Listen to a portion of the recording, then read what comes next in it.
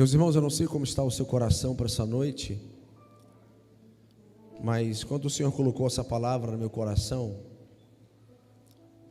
apesar de ser uma palavra de ensino, uma palavra escatológica, mas o Senhor colocou essa palavra no meu coração essa semana para tratarmos de um assunto que não é a cena de Hollywood, que não será série da Netflix ou então série do Walking Dead, não. O assunto que vamos tratar aqui é um assunto muito sério. Então eu gostaria que você abrisse no Evangelho de Lucas, capítulo de número 21, de número 25. Lucas, capítulo de número 21, verso de número 25.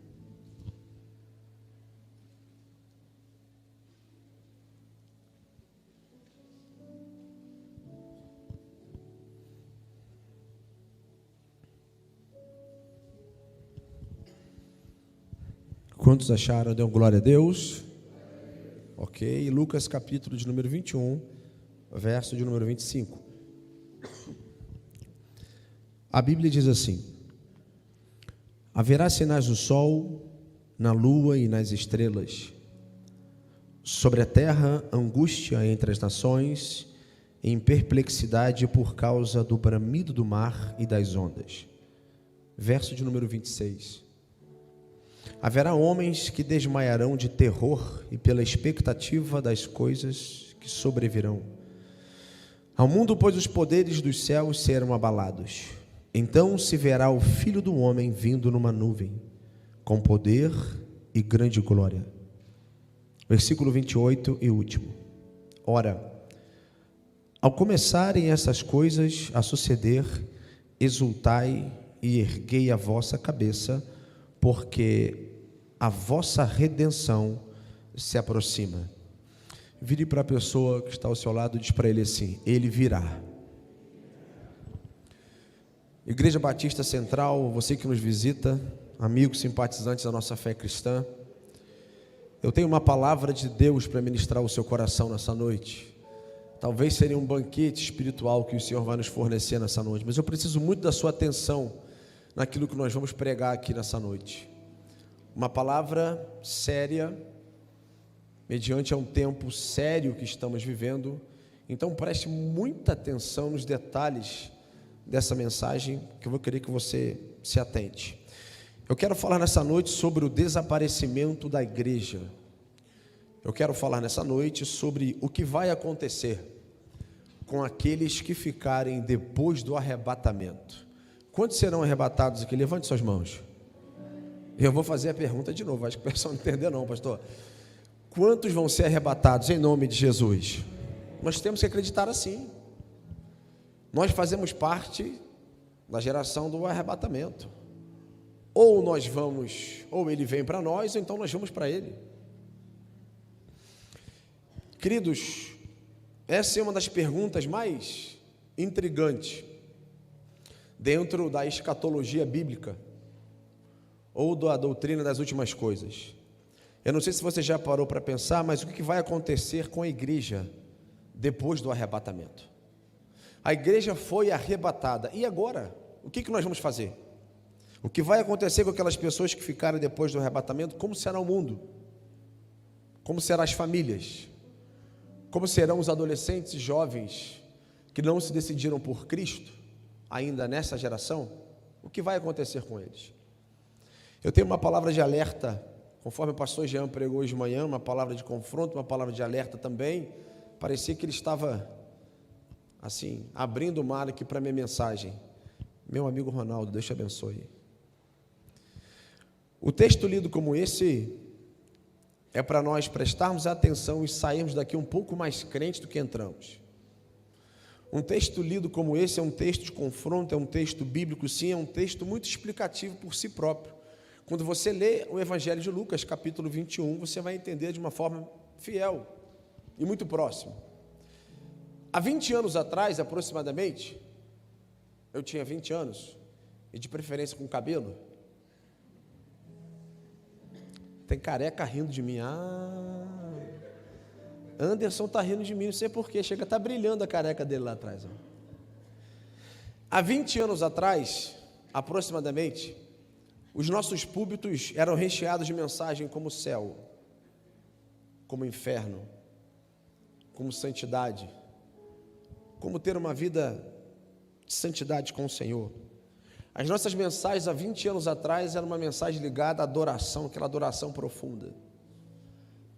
É só você puxar algumas mensagens, você vai ver algumas mensagens ricas em conteúdo e unção. 50% dos nossos púlpitos hoje não se pregam mais o reino, se pregam as demais coisas. 50% dos púlpitos do Brasil hoje têm feito barganhas com o seu povo, e a verdade que para ser dita muitos têm ocultado. Há muitos e muitos anos tem falado sobre a volta de Jesus, e quanto tempo você não ouve, né? Jesus está voltando, Jesus está voltando. Mas como que isso fica diante de um texto como esse? Em nosso mundo vasto de pregadores, Deus ainda tem levantado homens e mulheres que preguem sobre a sua volta, homens e mulheres que preguem sobre o arrebatamento, homens e mulheres que pregam sobre um destino que não será muito interessante para aqueles que ficarem. Mas existe uma verdade nesse texto: existem pessoas que irão padecer nessa terra sem a presença de Deus. Meus amigos e irmãos, uma verdade, ela tem que ser falada. Muitos que estão na nossa geração, ou até mesmo muitos que estão nesse auditório, estão vivendo uma vida como se Jesus não fosse voltar. Vive uma vida à la vontade, vive uma vida sem compromisso, vive uma vida da hipergraça, e nós já falamos sobre a hipergraça, onde eu posso fazer tudo em nome de Jesus, que eu vou ser perdoado. Pecados gigantes, gigantes, gigantes, porque eu tenho um Deus misericordioso. Eu não busco uma mudança de vida. Essa geração da hipergraça começou na Inglaterra, se percanhou pelos Estados Unidos e hoje ela chega na pressão no Brasil, onde eu posso fazer todas as coisas, simplesmente eu serei salvo. Dentro desse contexto eu gostaria de fazer uma pergunta: se Jesus volta e arrebata a igreja, o que serão das pessoas que ficarem na terra? Existem pessoas que vão dizer assim: pastor, se isso acontecer, se Jesus voltar, eu vou dar continuidade à minha vida, eu vou levar a minha vida normal, eu vou sentir uma tristeza no coração, porque as pessoas que eu conhecia, os bíblias da terra, ou aqueles que seguiam o livro do capa preta, sumiram no abrir e no fechar de olhos, ou no piscar de olhos. Eu vou dar continuidade à minha vida de uma forma normal, eu vou continuar trabalhando, eu vou na faculdade, eu vou para a escola. Aqueles adolescentes que não decidiram, até porque os bebês e crianças serão arrebatados. Pastor, eu não vou abandonar a fé, eu vou ficar firme. Eu vou ficar muito triste porque as pessoas foram arrebatadas e eu não fui, mas eu vou viver, eu vou servir a Jesus mesmo sem a igreja, mas eu vou continuar. Eu vou continuar a viver da minha forma. Se isso fosse fácil, querido. O texto que acabamos de ler está falando da volta literal de Jesus a essa terra. Alguns sinais, Lucas, o grande médico, e alguns dizem o escritor e pintor também, historiador, Lucas faz detalhe de escrever uma palavra como essa. Lucas nunca foi discípulo, Lucas nunca andou com Jesus, mas ele faz menção, escrever no evangelho, uma palavra dessa sábia. Esse texto ele não está ligado ao arrebatamento propriamente dito, mas esse texto aqui ele está ligado à volta de Jesus no final da grande tribulação. Alguns acreditam que vamos passar, outros acreditam que não vamos passar. E neste tempo Jesus virá com poder e glória e irá amarrar o diabo por 1000 anos, nós somos sabedores disso. Ele vai lançar na oportunidade o anticristo e o falso profeta, que estarão andando juntos, no lago de fogo e enxofre para toda a eternidade. Será um tempo de dor, de angústia, de sofrimento, um tempo de lembranças e decisões, um tempo onde aquelas pessoas que não subirem no arrebatamento vão pensar nas coisas boas que fizeram, mas não se decidiram por Cristo, e vão talvez acreditar em uma possível segunda chance. Pastor Pablo, o que é a grande tribulação? A grande tribulação será o tempo mais difícil da história da humanidade. Será o tempo mais sombrio da humanidade. A grande tribulação, de acordo com o profeta ou a profecia da Bíblia, ela vai acontecer nos últimos dias. A igreja é arrebatada e imediatamente começa o período da grande tribulação. E serão de 7 anos aproximadamente. Segundo Timóteo capítulo 3, verso 1, a Bíblia diz que nos últimos dias sobrevirão tempos trabalhosos, tempos difíceis. Paulo está orientando a Timóteo. A Bíblia diz em Marcos capítulo 13, verso 19, que porque naqueles dias haverá uma aflição tal, o qual nunca houve desde o princípio da criação. Ele continua dizendo, e nem mais, nunca houve tempos difíceis, nem no passado, nem no presente e nem no futuro. Vai ser algo estrondoso, tenebroso. E as pessoas olham para essa cena e admiram e pensam que é uma série da Netflix, que isso nunca vai acontecer, mas vai acontecer. Essa vai ser uma das piores cenas daquelas pessoas que ficaram depois do arrebatamento. Escute, a pior época está por vir.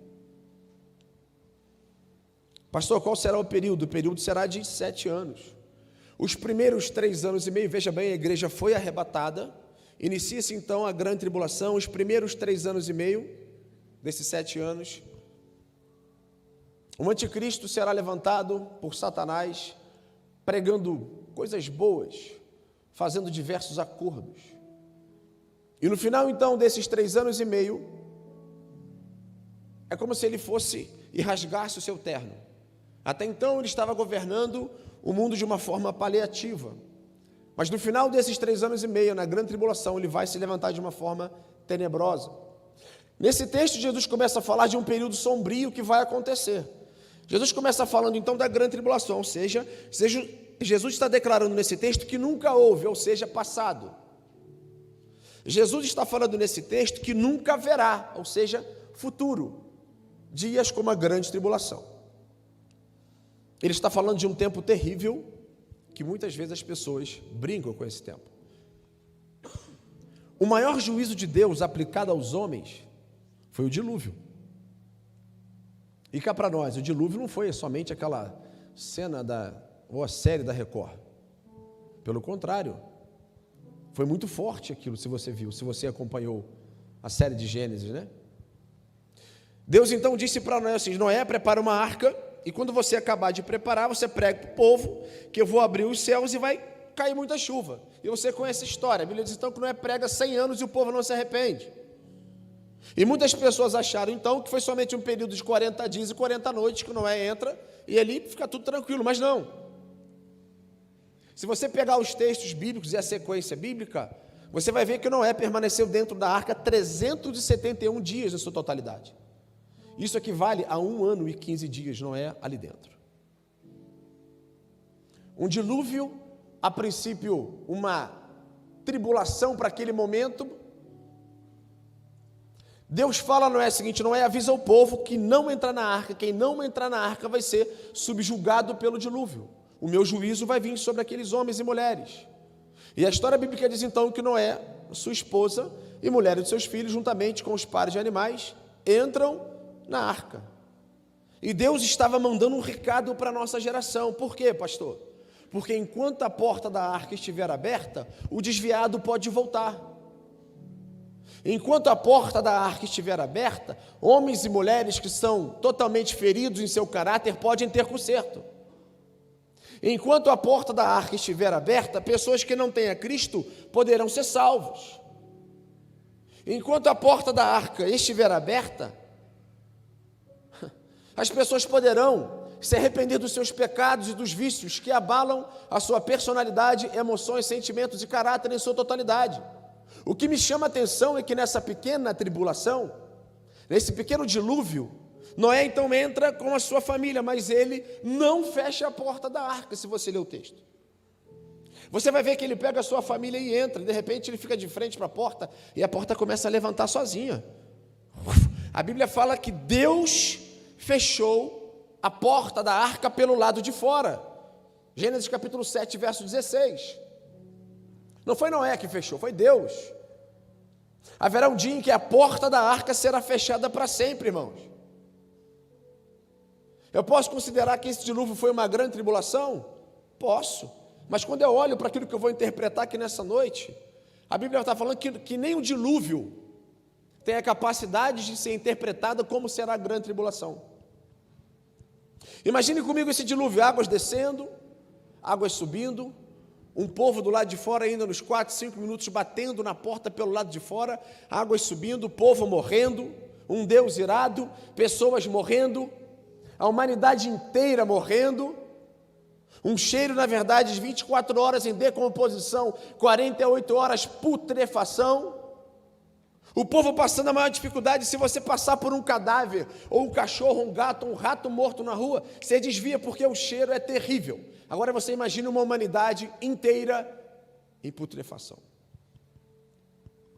Mas olha o que Jesus vai dizer sobre a grande tribulação. Nunca houve, ele está colocando o dilúvio. Nunca haverá dias como esse. Jesus está dizendo: olhe para todos os tempos do mundo. Olhe para todas as épocas do mundo antigo. Olhe para trás, nunca houve aquilo que está por vir. Sabe o que isso quer dizer? Nem Sodoma e Gomorra pode se comparar, pastor Gilmar, a essa grande tribulação. Nem o dilúvio vai poder se comparar a essa grande tribulação.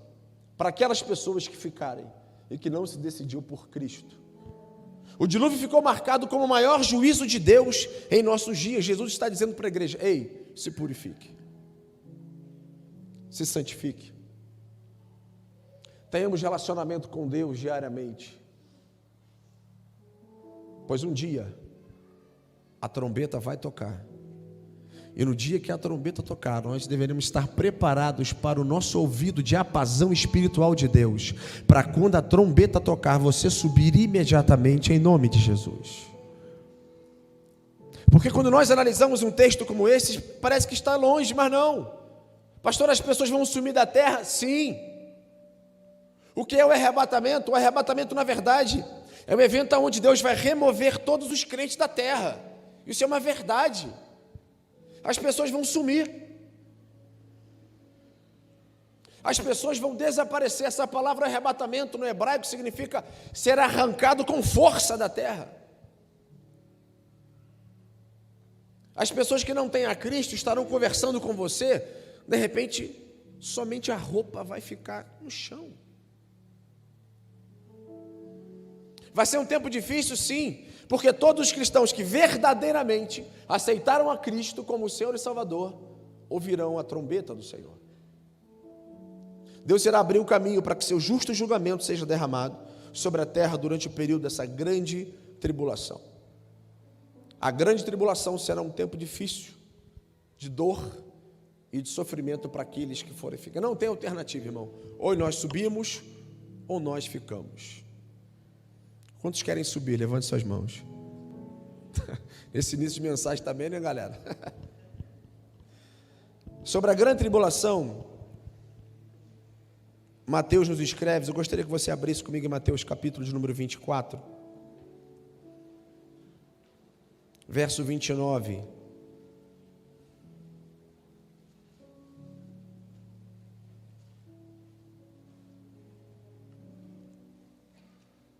Olha que interessante esse texto.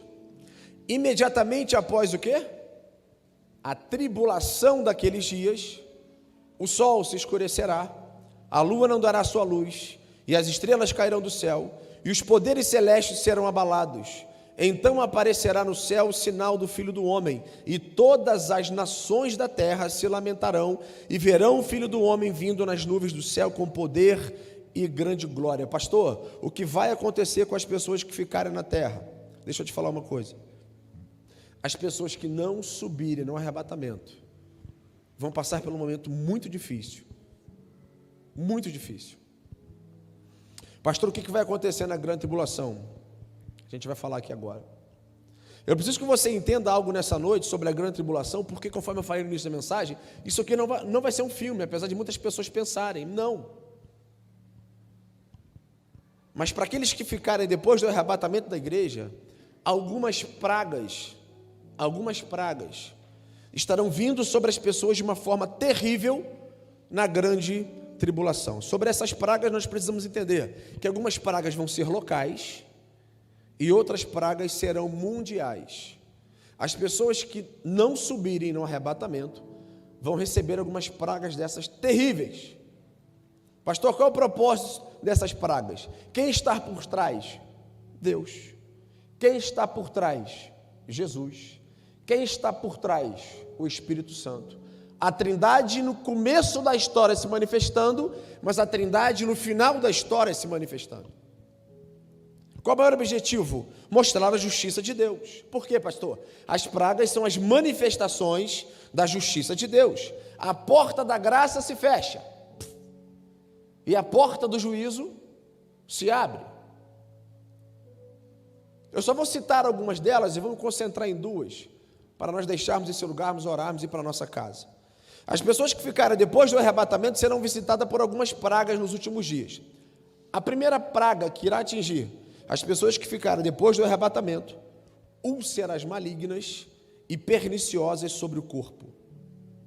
As pessoas que estiverem andando na rua, estarão no restaurante, no shopping, lanchando, almoçando, jantando, de repente vão olhar na sua pele e estarão ali úlceras malignas e câncer no seu exterior, visivelmente. Por quê? Não aceitaram a Cristo como o Senhor e Salvador. Mas é Deus que vai manifestar? Sim. Aonde está isso, pastor? Em Apocalipse capítulo 16 todo, você anote para você ler em casa. Essa praga fétida, ela vai cair sobre aqueles que irão adorar, principalmente a besta. A segunda praga, que irá atingir as pessoas que ficaram depois do arrebatamento, o mar vai se tornar em sangue. Como assim, pastor? Por que o mar vai se tornar em sangue? O que o mar tem a ver, tadinho? Princípio da criação de Deus, porque o mar foi criado por Deus e o homem então deturpou essa criação. Como assim, pastor? Transformando em sensualidade, em promiscuidade, em pornografia, em adultério. É a famosa praia que nós vamos.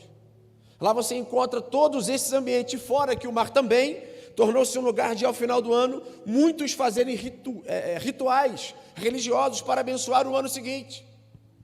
Mas a Bíblia diz que eles terão uma surpresa, porque o mar vai se tornar em sangue. Eu não quero falar disso aqui hoje. A terceira praga que irá atingir as pessoas que ficarem depois do arrebatamento, os rios e fontes das águas se transformarão em sangue. O que é isso, pastor? Os santos mártires que morreram no passado, o seu sangue inocente, foram atingidos pela rebeldia do povo. E o sangue vai recair sobre eles. O sangue vai recair sobre esse povo. E tem mais. Além de recair sobre o povo, as pessoas vão buscar água na fonte, com seu galãozinho de água. E quando colocar o galão na água, na fonte, ao invés de sair água, vai sair sangue. As pessoas abrirão as suas torneiras em casa, a hora que for escovar o dente, não vai sair água, vai sair sangue. Isso não é uma história de um filme, é Bíblia. As pessoas que estão brincando com o evangelho, que não subirem no arrebatamento, ou que ficarem depois do arrebatamento, vão se deparar com esse cenário. A quarta praga, que irá atingir as pessoas que ficarem depois do arrebatamento, o sol será ferido. Eu vou estar falando sobre ela. O sol será ferido. Como assim, pastor? Porque no passado, muitas pessoas adoravam o Deus no contexto egípcio, um Deus sol, o Deus Ra. Eu falei essa semana que Moisés, quando passa o cajado para Josué, Josué está com o povo, liderando 3 milhões de pessoas aproximadamente, e no meio daquele povo, Josué se depara com algumas pessoas tendo um movimento diferente. Muitos estavam adorando o povo de Deus, que Deus tirou do Egito, abriu o mar, mas o povo, um grupo estava adorando ao Deus Sol. Por quê? Se sentiam isolados. O povo estava adorando ao Deus Lua. E aí então Josué se levanta em alto sublime no cume do monte, e aí você interpreta a palavra conhecida. Josué diz assim: eu não sei vocês, mas eu e a minha casa serviremos ao... Mas é nesse contexto. O sol será ferido. A quinta praga que irá atingir as pessoas que ficarem depois do arrebatamento: as pessoas irão morrer e as suas línguas em dor. O que é isso, pastor? Isso aqui é forte. Essa praga ela vai ser local, ela vai ser na língua. As pessoas que ficarem depois do arrebatamento, essa praga ela passa a se estender sobre o trono da besta, e todos aqueles que estiverem subjugados por esse processo. Neste tempo a Bíblia diz que o sol vai se escurecer, que a lua vai perder o seu brilho. Nesse tempo diz que as estrelas cairão do céu, porém as pessoas começarão a morder as suas línguas de pavor. As pessoas então, resultando de dor, porque automaticamente úlceras vão ser colocadas na língua. Qual o objetivo? Das pessoas terem amaldiçoado o próprio Deus em vida no passado. As pessoas terem usado a sua língua para amaldiçoar os crentes, para falar mal das pessoas. O maior objetivo aqui é a língua. Apocalipse 16 fala sobre isso. Por que essas doenças, de acordo com alguns estudiosos? Além do sol se escurecer, a lua perdeu o seu brilho e as estrelas caírem, a atmosfera vai mudar em relação à temperatura. E muitas pessoas vão começar a morder as suas línguas em relação ao frio. E olha que a gente está numa friaca abençoada, hein? Mas nesse dia, vão morder até sangrar, não vai ter como proteger essas pessoas. A sexta praga, que eu estou apenas citando, vou falar sobre duas, que irá atingir as pessoas que ficaram depois do arrebatamento. Haverá uma sequidão no rio Eufrates. O rio Eufrates no passado era um rio gigante, mas se você for em Israel hoje, você vai encontrar pequenos bolsões de água no rio Eufrates. E aí você vai ver, de acordo com a escatologia, você vai ver que esse rio está se secando. Quando se secar 100%, Jesus cumpre o seu chamado e volta através do rio Eufrates também. E a sétima praga, uma das últimas, né? A morte fugirá dos homens. Para quem ficar depois do arrebatamento, vai ser tão desespero que as pessoas vão querer fugir, vão querer morrer e não vão conseguir. Eu quero destacar duas pragas que serão derramadas sobre aqueles que ficaram depois do arrebatamento. Agora eu quero que você abra sua Bíblia comigo, por gentileza, em Apocalipse, capítulo 16, versos 8 e 9. A minha versão King James, é um pouco diferente, mas eu quero bater com a interpretação de vocês também. Apocalipse capítulo 16, verso 8 e 9. A Bíblia diz assim, Apocalipse 16, o último livro da Bíblia, verso 8 e 9.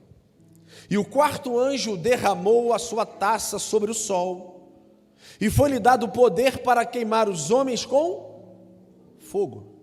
E os homens foram queimados com grande calor. E blasfemaram o nome de Deus, que tem o poder sobre essas pragas, e eles não se arrependeram para lhe dar glória. Homens que não se arrependeram vão ser queimados pelo sol. Como assim, pastor? Boa parte das pessoas que ficaram na terra foram pessoas que não se arrependeram. Foram pessoas que Jesus voltou num ato que a pessoa estava em algum vício de pecado, sendo crente ou não. E aí, mediante um texto desse, um texto forte, o texto está dizendo que, além disso, eles amaldiçoavam Deus o tempo inteiro. Quando a Bíblia diz que o quarto anjo derramou a sua taça sobre o sol e foi-lhe dado poder para queimar homens com fogo, e os homens foram queimados com grande calor, em outras versões diz que o sol vai se aquecer 7 vezes mais. O que é isso, pastor? Eu vou te dar um exemplo básico, só para tu ter uma noção. Quantos já foram em Bangu aqui? O pessoal já logo fecha a cara, meu Deus. Eu estou te dando só um exemplo. Bangu e Santa Cruz hoje são os 2 lugares mais quentes do Rio de Janeiro. Como assim, pastor? Aproximadamente 43 graus com sensação térmica de 45.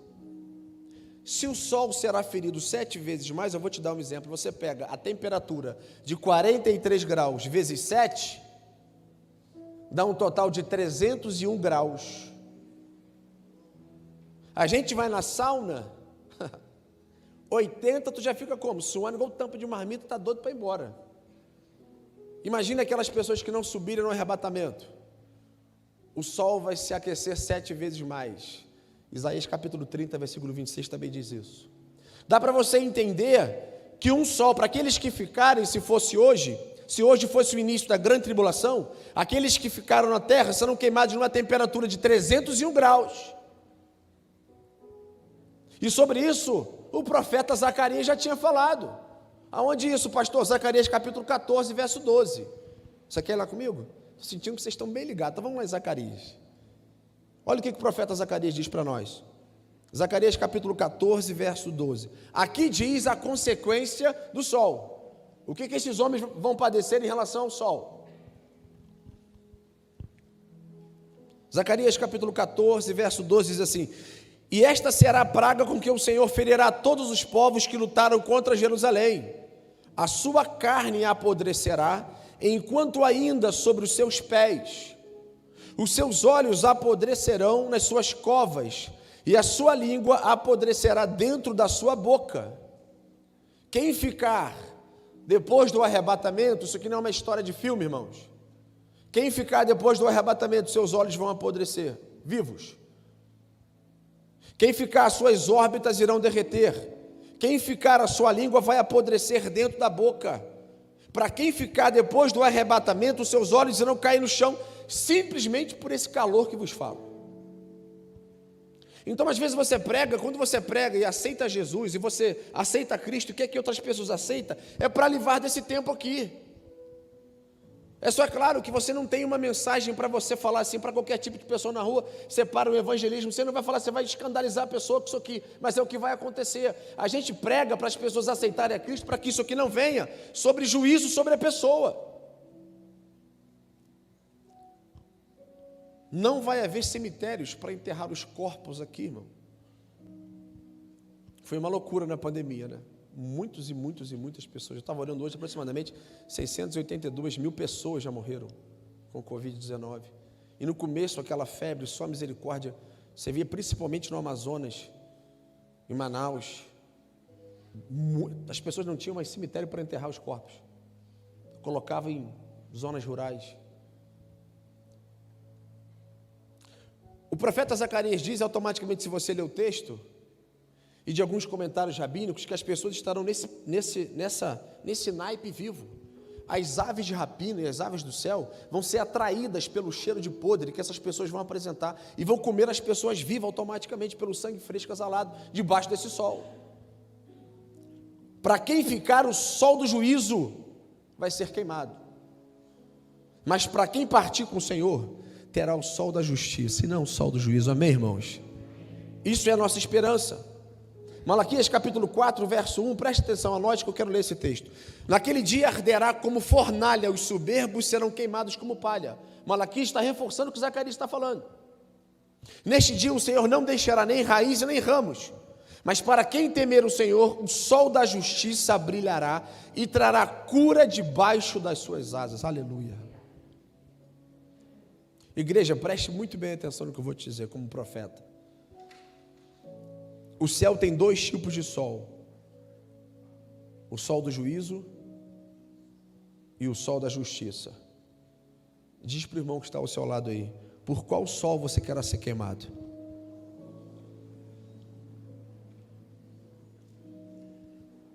Sol do juízo ou sol da justiça?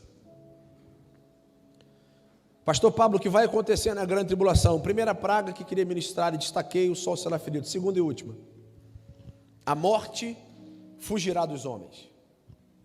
Isso aqui me dá medo e temor ao mesmo tempo. Apocalipse 9, verso 6. Vamos lá, por gentileza. Apocalipse capítulo de número 9, verso de número 6.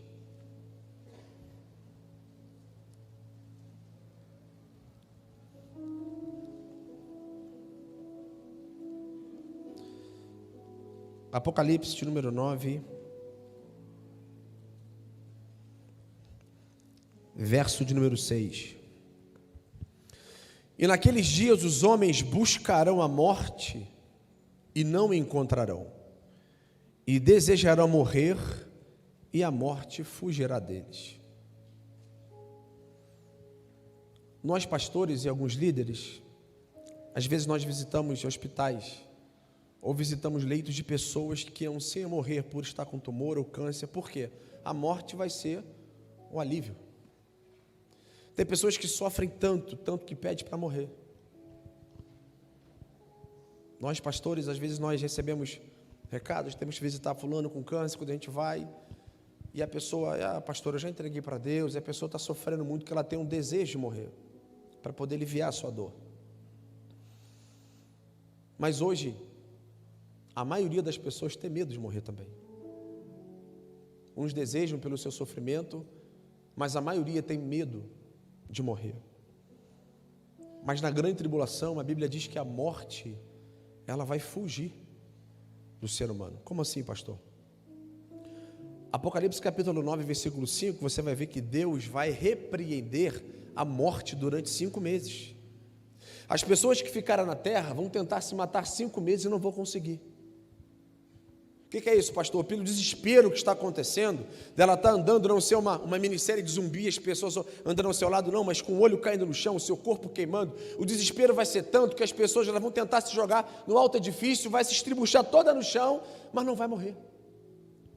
As pessoas vão tentar se jogar na frente dos carros e não vão conseguir, porque a morte fugirá dos homens. A humanidade inteira vai conhecer quem é Deus nesse dia, irmãos. Ou você acha que aquilo que as pessoas estão fazendo hoje, de uma forma à la vontade, vai ficar barato na presença de Deus na eternidade? Homens sendo violentados em seu caráter, mulheres sendo violentadas em seu caráter, crianças sendo violentadas em sua criação, em seu gênero, você sabe muito bem aquilo que eu estou dizendo. Pessoas em adultério 24 horas, pessoas às vezes que não conseguem segurar a sua língua e falam mal da igreja, dos pastores, de líderes, enfim, das pessoas que não se arrependem, aquilo se tornou uma prática. Pessoas que praticam mal, pessoas que negam Jesus o tempo todo, jovens talvez que não queiram buscar a santidade, uma separação do mundo, jovens agarrados ao pecado, jovens em prostituição, pessoas em prostituição que não buscam uma vida perto de Deus. Pastor, como será a grande tribulação para quem ficar? Aqui o bicho pega. Abra comigo no livro do Judas, capítulo único, verso 6. Judas, capítulo único, verso 6.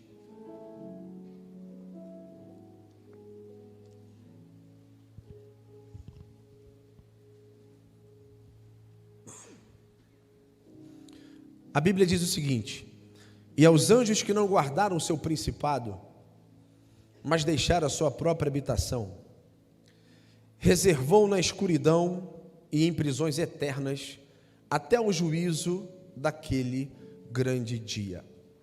Agora vamos para a 2 de Pedro, por gentileza, capítulo de número 2, verso 4. 2 de Pedro, capítulo 2, verso 4.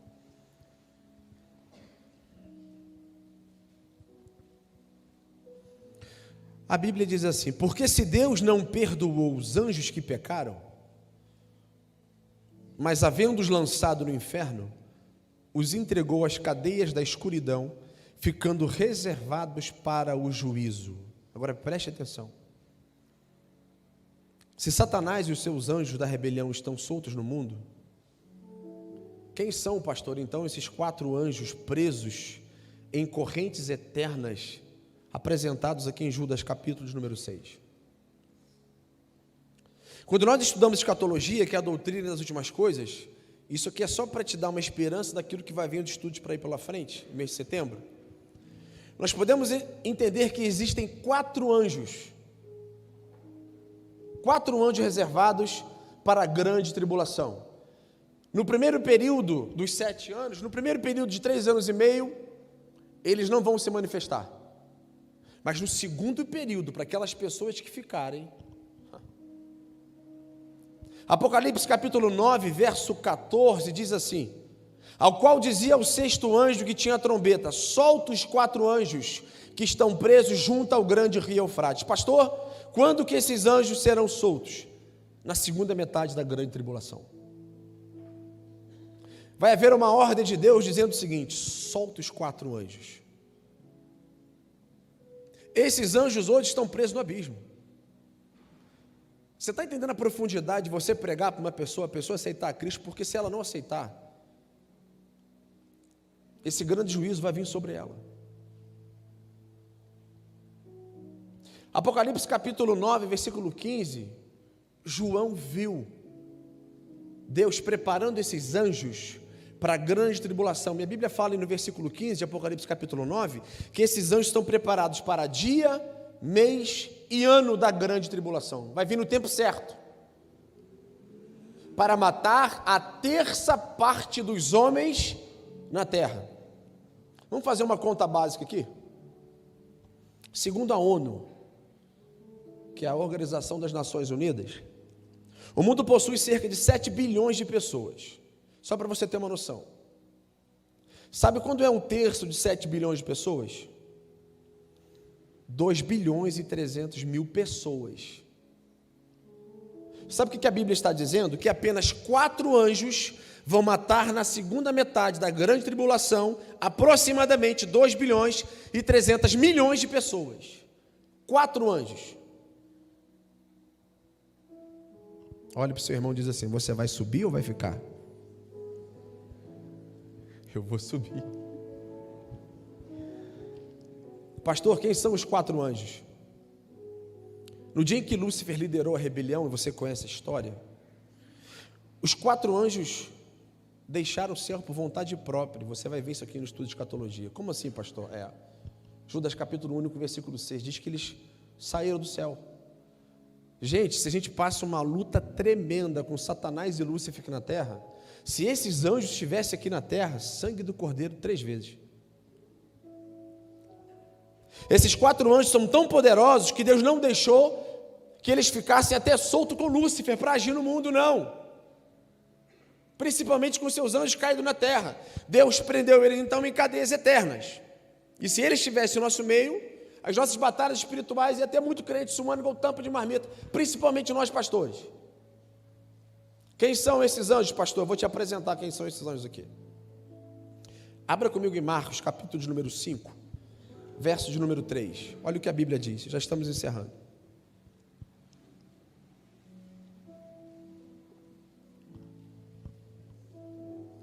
É um texto conhecidíssimo, mas olha bem esse texto aqui. Marcos capítulo de número 5, verso de número 3, a Bíblia diz assim: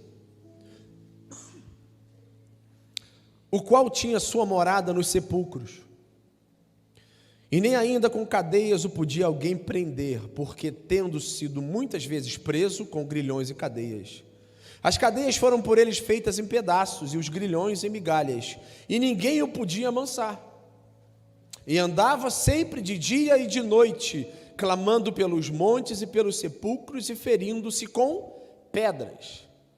Essa história conta a famosa história do jovem de Gadara. Sobre esses sepulcros, os estudos nos amparam que, segundo algumas crenças antigas, ou de acordo com a tradição, o sepulcro eram as casas dos espíritos maus. Ou seja, as pessoas endemoniadas com seus comportamentos altamente violentos e agressivos eram retiradas da cidade e colocadas no cemitério, para morar no cemitério, para viver no cemitério. E aí então, todos conhecem essa história. A Bíblia diz que o homem de Gadara, o endemoniado, ele vivia de dia e de noite no cemitério. Os sepulcros eram a sua casa, era a sua morada, ou seja, esse homem estava 100% sobre o domínio de Satanás, sobre o domínio de demônios. A Bíblia diz que ninguém então podia amansá-lo. Mateus capítulo de número 8, verso número 28, Mateus faz questão de falar que esses homens no sepulcro eram tão ferozes que ninguém podia amansá-los, nem os guardas pretorianos queriam se envolver com ele. E o camarada era forte. Meus irmãos, de vez em quando a gente recebe alguns desafios para visitar algumas casas aí. Quando você chega na casa e vê o bichão roar, quando vê um homem de 2 metros de altura, misericórdia. Só o sangue de Jesus. A Bíblia diz que esses homens que moravam lá, além de ser fortes, eram agressivos. Os guardas de Roma passavam voado dele, porque a Bíblia diz que eles se cortavam de dia e de noite, com pedras. Eles se mutilavam. Os guardas pretorianos não conseguiam parar, conter, amansar esse homem, porque tamanha era a sua força. A história diz que quem passava pelo cemitério, ele colocava todo mundo para correr, porque ele era forte, endemoniado. Mas de repente, você conhece a história? Quem chega no barco? Jesus e os seus discípulos. Eu preciso que você entenda que Gadara ela não ficava em Jerusalém, era uma cidade gentílica, era uma cidade estrangeira, uma circunvizinha. Antes disso, Satanás tentou provocar uma tempestade para impedir então que Jesus, se você ler os textos anteriores, você vai ver que Jesus ele foi impedido talvez, mas conseguiu chegar do outro lado, porque houve uma tempestade, porque parece que sabia de alguma coisa que ia acontecer. Agora, o demônio tentou acabar com a vida daquele homem com uma pedra. A palavra Jesus no grego significa kiefa, que significa então pedra. Agora veja bem, Enquanto o demônio estava tentando acabar com a vida do gadareno com uma pedra, a rocha, que é Jesus de Nazaré, pisa no cemitério. E quando Jesus vai andando, a pedra está indo para esmagar a outra pedra. E dá para você entender aqui que a hora que Jesus chega em Gadara, o endemoniado ele vai correndo e se ajoelha na frente de Jesus. Sabe que isso aqui me chamou a atenção, Rafa? Porque esse demônio às vezes tem mais postura que muito crente. Quando a presença de Deus vem, nós somos incapazes de ajoelharmos na presença de Deus. Talvez porque estamos em cima de um salto, estamos em cima de um sapato, a nossa maquiagem. Ei, aonde há o Espírito Santo, a liberdade, quando a presença de Deus chega, Satanás tem que correr, e nós damos graça e glória e vitória para o Rei dos Reis. E essa pedra que se chama Jesus está aqui nessa noite. Foi a mesma pedra que entrou e pisou lá. Sabe o que me chama a atenção aqui? É que o diabo colocava todo mundo para correr, mas quando Jesus chegou, foi ele que correu para adorar. E é muito interessante, porque Marcos capítulo 5, versos 6 e 7 diz assim: e quando viu a Jesus de longe, correu e o adorou, e clamando com grande voz disse: que tenho eu contigo, Jesus, filhos do Deus Altíssimo? Ou seja, ele conhecia quem era Jesus, sabia quem era Jesus, até porque foi criado por Jesus. Vocês vão ver isso em angelologia. Está cheio de pitaco aqui para o curso, né, gente? Jesus então pergunta para aquele homem assim: qual é o teu nome? E o texto é bem claro, você conhece a história. Ele respondeu assim: meu nome é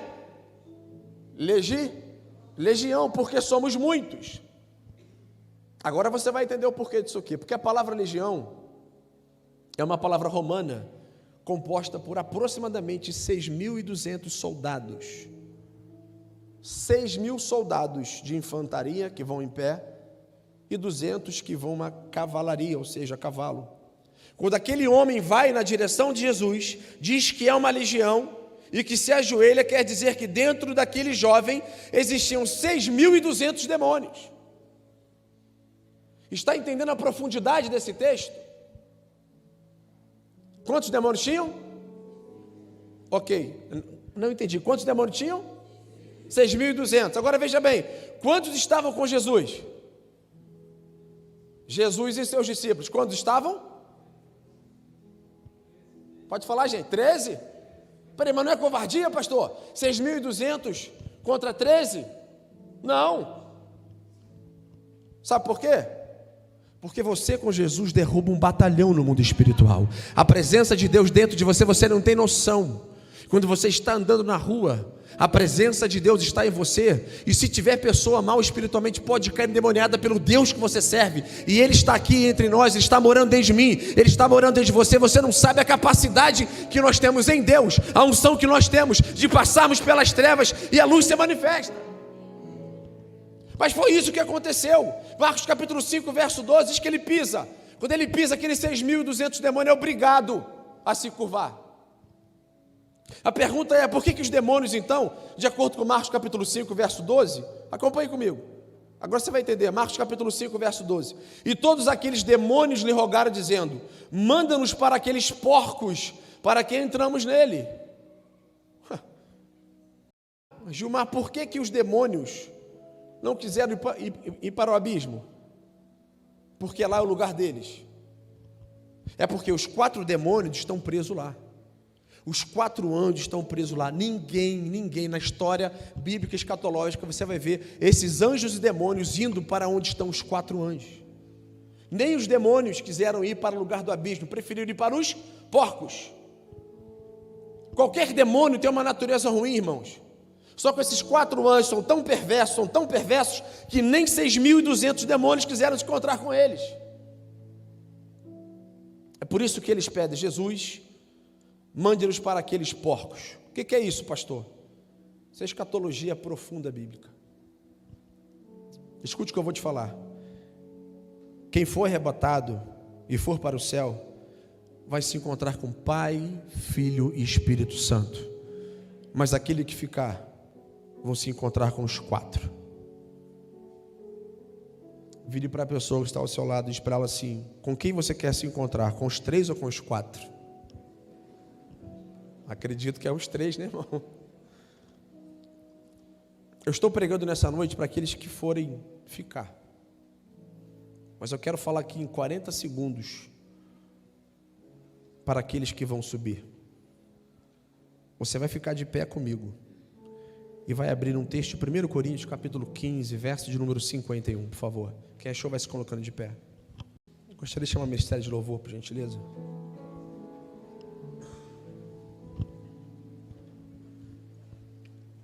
Todos acharam? É muito bom, é muito motivador estudarmos sobre um pequeno tempo sobre essa palavra escatológica. Mas o Senhor te trouxe aqui para ouvir essa palavra do apóstolo Paulo, que escreveu à igreja de Corinto, que ele diz assim: eis que eu vos digo o mistério, na verdade, nem todos dormiremos, mas todos seremos transformados, no momento, num abrir e fechar de olhos, antes que a última trombeta, porque a trombeta soará, e os mortos ressuscitarão, incorruptíveis, e nós seremos transformados. Deixe sua Bíblia no banco por um instante. Querido, se você morresse agora, para onde é que você iria? Muitos falam: pastor, eu tenho a certeza de que eu vou morar no céu. Pastor, eu não sei, porque essa semana foi assim. Como é que está a sua vida espiritual? Essa palavra que eu preguei simplesmente não é uma palavra para dar medo para a gente. Não, pelo contrário. Apocalipse capítulo de número 1 diz que aquele que lê, entenda o seu livro juntamente com a profecia de Daniel. O texto que eu preguei aqui é para dar esperança para mim e para você, sim, mas é um alerta de pessoas que querem se preparar para levar as pessoas da sua casa, para a sua família, para Cristo.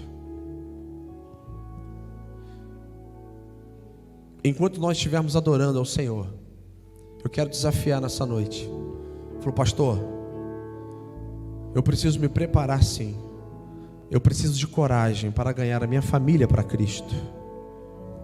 Eu preciso de coragem para estar caminhando nas ruas de Teresópolis cheios de Deus. E qualquer pessoa que parar perto de mim, eu posso ter uma palavra de Deus para a pessoa.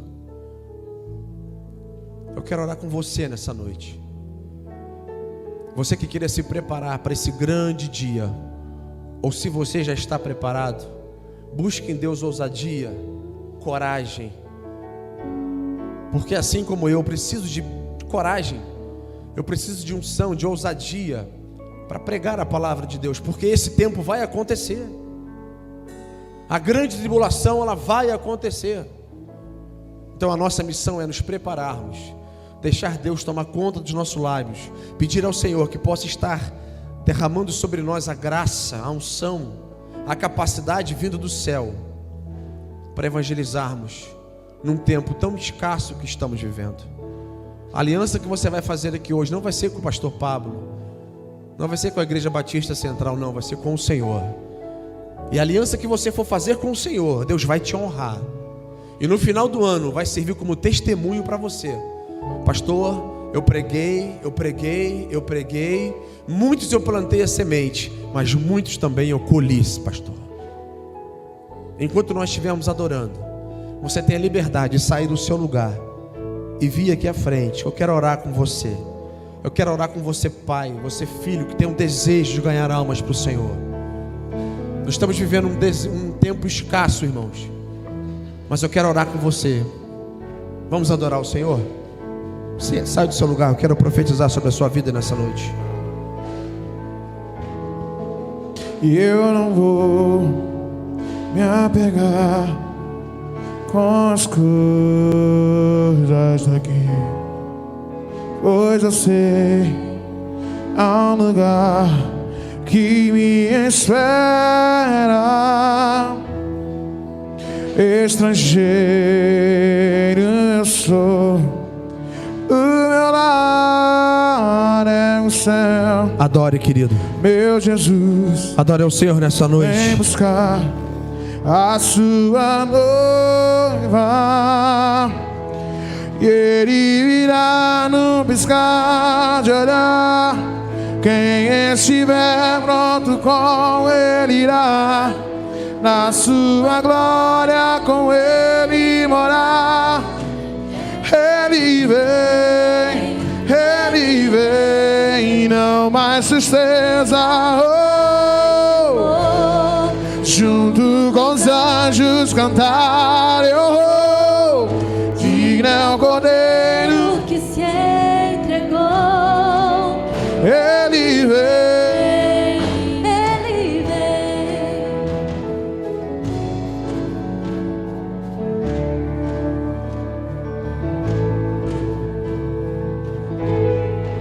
e eu não vou me apegar com as coisas daqui, pois eu sei há um lugar Que me espera.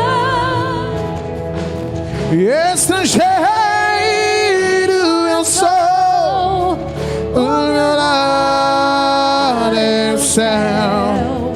Meu Jesus vem buscar a sua noiva. Levante suas mãos para o céu e declare isso. Ele virá e buscar. E Ele virá. Levante suas mãos e adore, querido. Se estiver pronto, Senhor, Ele irá. Na sua glória com Ele morar. Ele vem,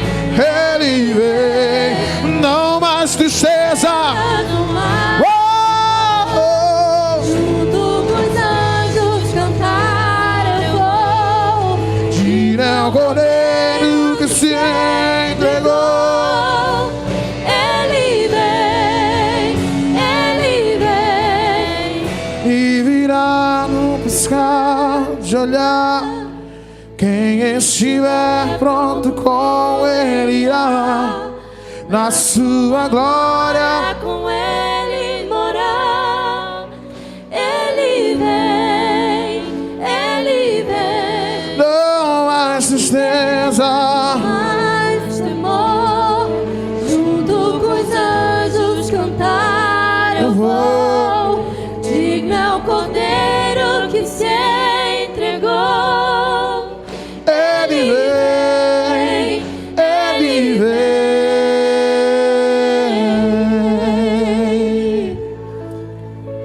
Adore Ele por um instante, querido. Adore Ele por um instante. Ele virá num abrir e fechar e piscar de olhos, querido. Senhor, traga sobre nós a santidade, Senhor. Traga sobre nós um arder, Senhor, que a nossa consciência não pode ser cauterizada, ó Deus, pelo pecado.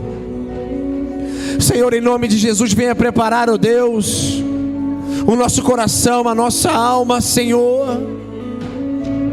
Ser fiel até a morte, dar-te a coroa da vida. Isso não precisa, eu não posso entender que eu tenho que ficar já em terceira idade, ou que eu possa ficar mais experiente de vida para consertar a minha vida, não. Quando a morte bater na minha porta, eu posso estar preparado. Quando a morte bater na minha porta, eu posso estar preparado nas minhas emoções, na minha personalidade, nos meus sentimentos, no meu caráter. Senhor, venha nos purificar, venha trazer sobre nós um ambiente de graça. Deus, em nome de Jesus, ainda a porta da graça está aberta, mas haverá um dia que a porta da graça vai se fechar e a porta do juízo vai se abrir. Senhor, tem misericórdia dessas pessoas. Senhor, em nome de Jesus, pessoas que vivem hoje cuspindo em teu rosto, Senhor, pessoas que negam a tua face, pessoas que negam o teu evangelho. Por isso, Senhor, em nome de Jesus, aonde tiver o irmão aqui na frente agora, Senhor, que veio aqui à frente, Senhor, Pai, que tu possa estar agora dando coragem, dando unção, dando intrepidez, dando ousadia. Você não está sozinho, querido. Você não está sozinha. A presença do Deus vivo há de ir contigo. 24 horas o Senhor ao seu lado. Deus, em nome de Jesus, abra as comportas do céu em autoridade nessa noite, Senhor. Abra as comportas do céu em revestimento, em poder. Reveste, Senhor, a armadura de Deus. Dê coragem, Senhor. Dê coragem, Senhor, em nome de Jesus. Dê coragem, Senhor, em nome de Jesus, porque há de preparar o nosso coração.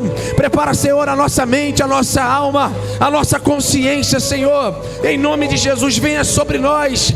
Ó Pai, muitas pessoas estarão vindo para o Evangelho por causa da tua fé, por causa da tua ministração. Por isso, Senhor, em nome de Jesus, se há alguém dentre nós, Senhor, desanimados, Senhor, em nome de Jesus, fortalece com teu fogo. Acende a chama, Senhor. Acende a chama, Senhor. Acende a chama do teu Evangelho. Acende a chama de ganhar almas, Senhor, em nome de Jesus. Livra, Deus, livra pessoas que estarão vindo na nossa frente para pregar.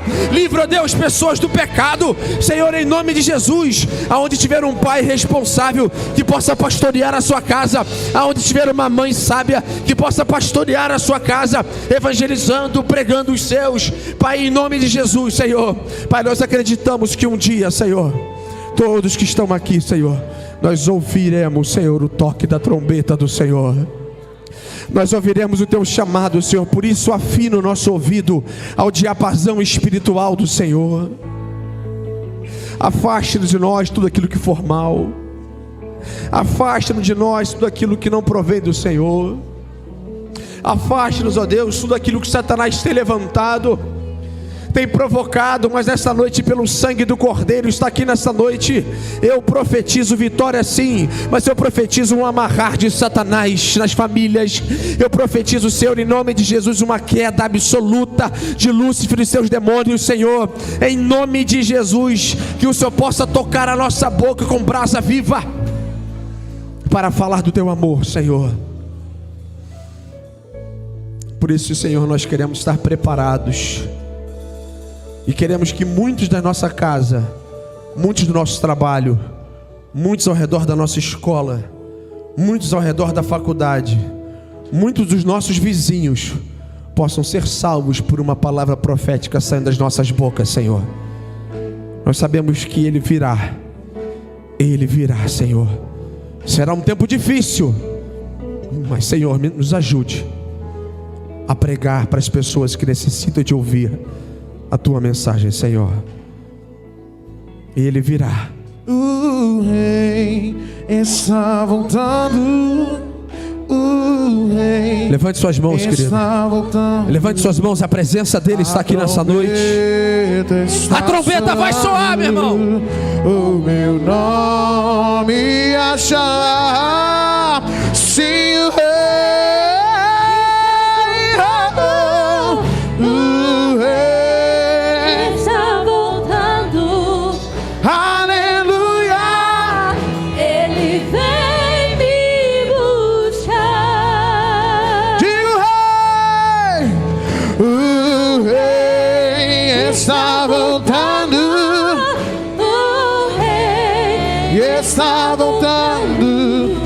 A trombeta está soando, o meu nome a chamar.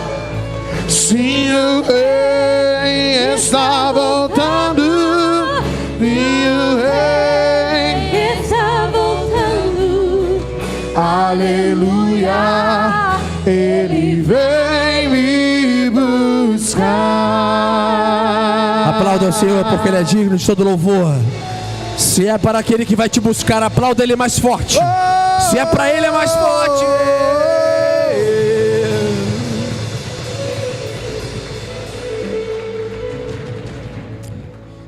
Eu já fiz isso aqui tem umas 2 semanas aproximadamente.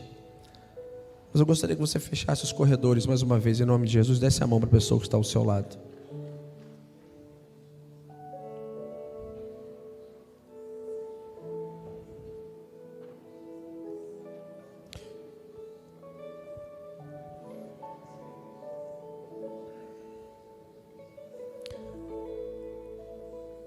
O céu é para mim e para você. Juntos eu tenho certeza que um dia nós estaremos adorando ao Senhor por toda a eternidade. Você vai olhar para a pessoa que está ao seu lado e vai falar para ela assim: para o céu que você vai. Diz para ela, irmão, você não jantou, não comeu salgadinho, mas fala bem alto: para o céu que você vai. Eu vou também. Não existe 2 céus.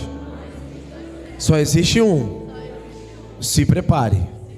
Você vai passar toda a eternidade. Toda a eternidade. Comigo, contigo, com os anjos e com os nossos irmãos antepassados. Diz para ele, com os nossos irmãos antepassados. Agora você fala para ele assim: quem chegar primeiro, espere, porque eu já estou chegando. Se você tem coragem, dê um abraço bem forte nesse irmão abençoado que está ao seu lado. E diz para ele assim: o céu é para mim e para você. O céu é para mim e para você. Se você que já fez isso, levante suas mãos para o céu. Senhor, eu quero louvar ao Senhor por essa noite.